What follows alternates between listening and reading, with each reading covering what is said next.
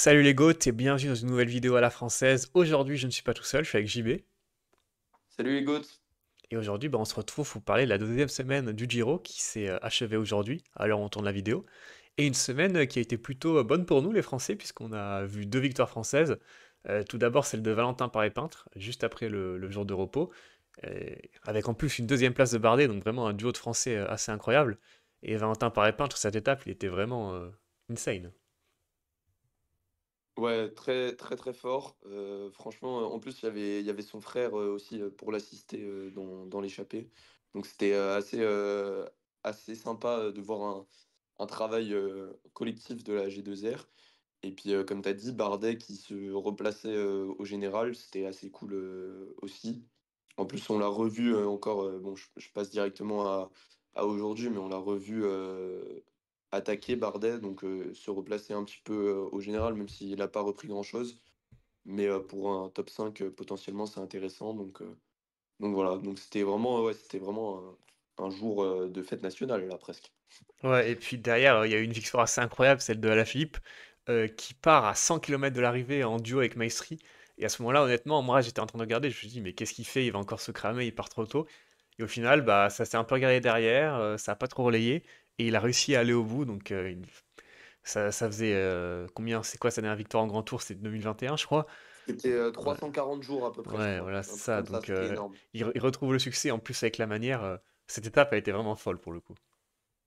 Ouais, après, moi, j'ai envie de vraiment de souligner comment dire, le sympathique Mirko Maestri qui apparemment était un peu fan de Julien, de ce que j'ai compris. Enfin, voilà, mais qui n'a pas hésité à l'aider, même s'il savait que lui n'irait pas au bout de l'étape, parce que ça se voyait que Julien l'attendait et tout, ils parlaient beaucoup entre eux. Donc c'était sympa de sa part, parce que je pense pas que Julien aurait pu aller au bout tout seul. Même si on a vu souvent dans des grands tours, quand il y a un gros groupe comme ça, que si tu pars devant tout seul, c'est mieux, parce que le groupe derrière s'entend jamais très bien. Donc c'était sûrement la bonne solution pour Julien et qui a réussi du coup à garder Maestri et à le motiver, à l'aider. Donc c'était super sympa. Et voilà. Je trouvais que les commentateurs en faisaient un peu beaucoup, mais c'était très sympa à regarder en tout cas. Et ouais, en plus, Alaphilippe, honnêtement, je trouve que son Giro, moi, j'avais un peu de doute. Et au final, il fait un très très gros Giro. Et j'ai eu peur qu'il ait raté son occasion avec Pelao Sanchez, mais en fait, pas du tout. Et même encore aujourd'hui, on l'a vu très fort. Il a trahi pour 27 Nantes. Et au final, bah, c'était lui le plus fort des Quick-Step. Donc, ouais, très gros Giro d'Alaf. Sinon, on avait aussi vu bah, un autre homme fort du Giro, c'est Jonathan Milan sur les sprints. Voilà, il est presque inarrêtable. On a vu aussi peut-être une déception pour Merlier qui a été déclassé sur un sprint et sur un autre qui n'était pas très très bien placé. Mais Milan, trop fort quoi. Ouais, sur les sprints, en vrai, il y a pas mal de choses à dire, je trouve, parce que il y a déjà Milan qui gagne en ayant été pris dans une bordure alors il faisait sa pause pipi, pour ceux qui n'ont pas suivi. Donc faire une pause pipi au moment où il y avait des coups de bordure qui se tentaient, comme dirait Jackie Durand, c'est un peu une faute professionnelle.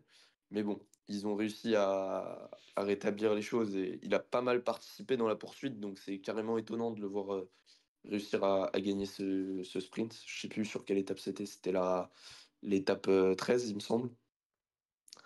Et puis après, Merlier, je crois que c'était avec toi qu'on discutait en off. C'est vrai que souvent, il est très fort en première semaine et puis après, il disparaît un peu dans les grands tours.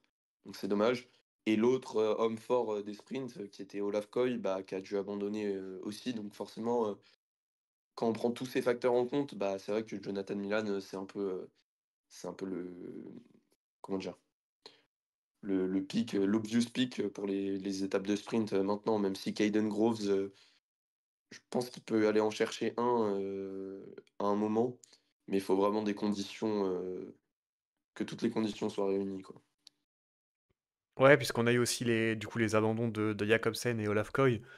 Et du coup, bah, c'est vrai que sur les sprints, ça commence un peu à être décimé, notamment l'équipe Jumbo qui a vraiment perdu un nombre de coureurs assez incroyable.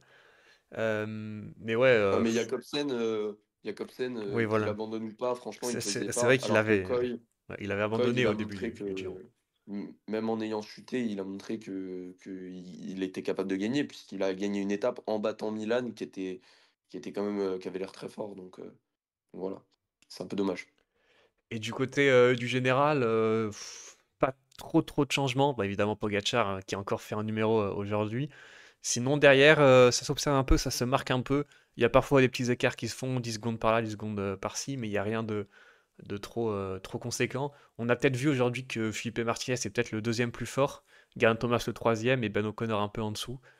À voir Romain Bardet ce qu'il peut faire, mais il a un peu de retard et j'ai peur que ce soit un peu préjudiciable. Mais ouais, derrière, c'est un peu décevant en général. On s'attendait peut-être à une plus belle bagarre pour le podium, mais il n'y a pas grand-chose. Ouais, le podium, bah, c'est un peu la même chose que ce qu'on a dit à la fin de la première semaine, hein. Le podium semble à peu près joué. C'est vrai qu'O'Connor peut peut-être tirer son épingle du jeu. Après, pour la cinquième place, là, on a une belle bataille entre Tiberi et Bardet. Et puis Arensman, qui, malgré le fait qu'il soit plutôt équipier, semble au moins aussi fort que Thomas, hein.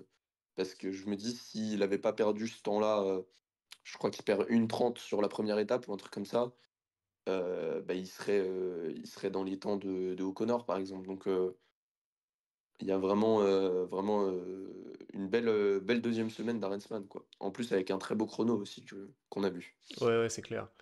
Mais ouais, c'est ça un peu le problème avec Arensman, c'est souvent pareil. Première semaine, on sait pas où il est, et puis en troisième semaine, enfin même là du coup en deuxième, mais on se souvient de sa troisième semaine l'an dernier, il était incroyable. Donc s'il nous refait la même, vu la très faible adversité, c'est sûr qu'il pourra peut-être aller chercher une belle place.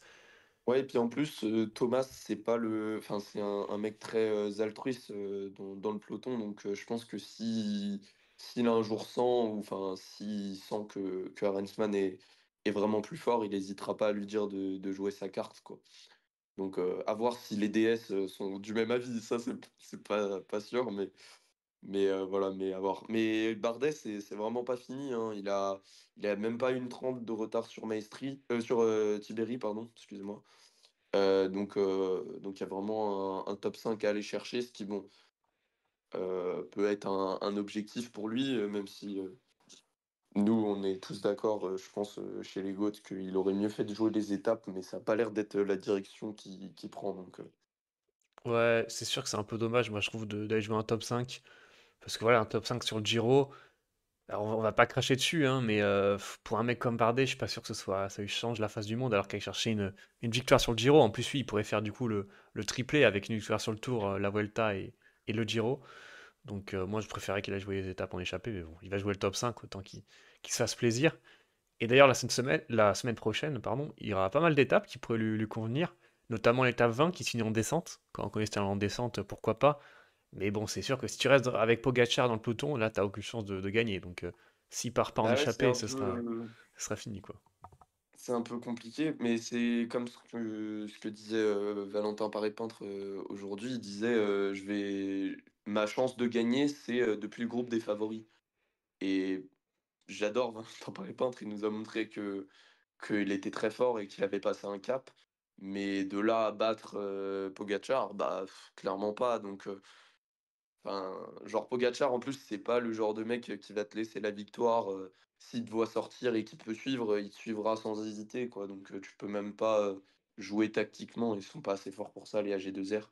Et d'ailleurs, Paré-Peintre, qui avait l'air un peu, enfin, aussi fort que O'Connor aujourd'hui, hein, pareil, il y a pas mal de mecs, qui sont équipiers, mais qui ont l'air, presque au niveau de leur leader, ce qui est assez marrant, à regarder, puisque bon, l'opposition, comme on disait, est très faible, mais les coéquipiers sont pas forcément très faibles.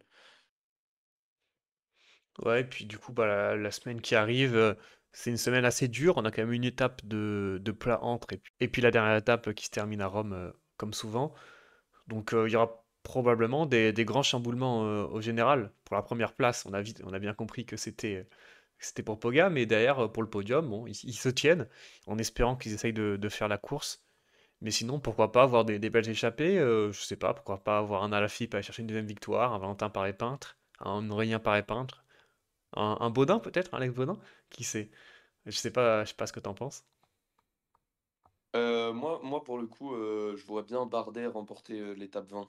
Je trouve qu'il y a vraiment de quoi faire. Celle qui arrive à Bassano del Grappa, c'est vraiment une longue, longue, longue descente pour rejoindre l'arrivée. Je sais pas si la descente est très technique, mais je pense que c'est celle-là s'il veut gagner quelque chose. Bon, c'est comme la première semaine, si Pogacar décide d'aller gagner, il gagnera, quoi. Et moi, j'ai une question pour toi. Si tu te mouilles un peu, ce serait quoi ton podium, du coup, à la fin du Giro? Pogacar, et Pogac- puis... Pogacar.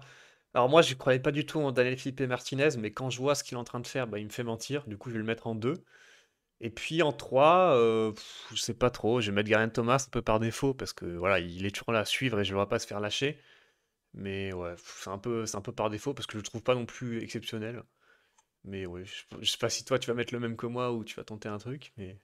Non, moi justement, je vois bien Thomas sauter du podium. Et du coup, Bon, la raison dit O'Connor et comment dire, l'envie de respecter mon prono de début de Giro me dit Arensman sur le podium. Je pense que c'est un peu compliqué, mais on verra s'il y arrive. Bah, pourquoi pas s'il va dans une échappée pour prendre du temps. On a vu Storer qui essaie un peu de faire ça. Bon, aujourd'hui ça a pas trop bien marché, mais pourquoi pas si on le laisse sortir. Après, le problème c'est qu'il y aura toujours des mecs pour rouler. On a vu les Bahreïn de Tiberi qui ont pas mal roulé, alors que bon, Tiberi a pas l'air d'être dans une forme si exceptionnelle que ça. Donc bon, on verra, mais Ouais, faudra voir. Bah, ça dépendra vraiment juste si Thomas a un jour sans. Mais c'est vachement rare qu'il ait un jour sans, Thomas. Donc c'est ouais, c'est c'est un peu vrai un que prono, c'est c'est un un peu un mec ultra prono régulier. Ouais. de l'instinct plutôt que de la raison. Mais bon, si jamais Thomas un jour prenait un éclat, bah derrière, Arensman pourrait libérer son potentiel, entre guillemets. Exactement, ouais, bah, on verra ça du coup la semaine prochaine. Voilà, je pense qu'on a fait le tour. N'hésitez pas à liker, à vous abonner, à commenter, partager, à vous abonner à tout aussi, tous les réseaux qui sont en bio, à rejoindre notre Discord aussi pour venir discuter avec nous. Et puis on se retrouve la semaine prochaine pour le débrief du Giro. On se dit à la prochaine. Salut les gouttes.